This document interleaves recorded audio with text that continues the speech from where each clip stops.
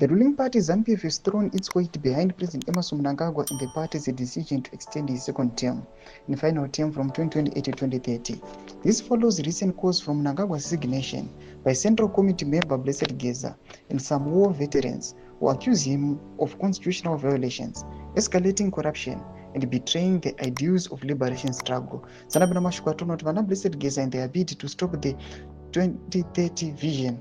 Panguva ino tinoona Mutsvangwa they issued a statement vanokwa kunzi Mutsvangwa mukomana anozikanwa kuti ndomukomana kumawo veterans ari against mashoko ari uyatokonana na Blessed ara Geza ndoti subscribe or like or on the bell icon tipina pana pabno mobudani kwa mchinzi Geza and several other war veterans are opposed to resolution number 1 from the ZANU-PF annual National People's Conference held in Bulawayo in October 2024, which calls for the extension of Mnangagwa's term beyond 2028.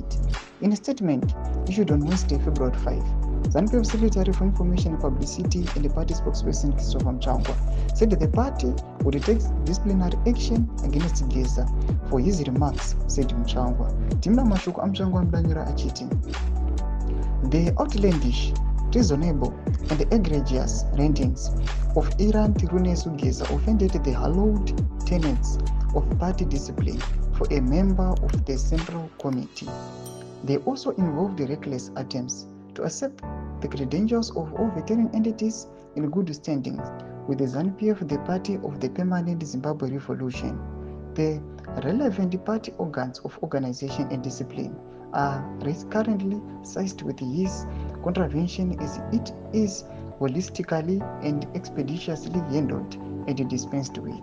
Tomashukwa nokuda itoko panapa nokumana vana Mutsvangwa vachiti aiwa vakomana vana Geza mashoko akabuda vachitaura against mutungamiri wenyika nekustopa isi vision 2030 aiwa mashoko iwawo akakanganisa bato rapo. Tinoona kuti vanhu panapa vachiona vana Mutsvangwa panguva ino vachienda against mashoko ana Geza vanyatsokuona kuti aiwa vana Mutsvangwa panguva ino vari vanhu vaizikanwa kuti aiwa ndo vakomana vari kuma veterans vanatsoratidza kuti aiwa maybe they are gaining benefits from the party. Sezvamuri kuona ma war veterans panguva ino vari kuya vachigunun'una noda kwokuti their welfare it has been neglected, yakakanganikwa, havasi kukwanisa kuwana what they fought for during the liberation war. Tudze mafunguro inipina comment section medu, tudze mauti kudi pamusoro pechitwi pechipina comment section medu, musano subscribe or like, chat on the bell icon.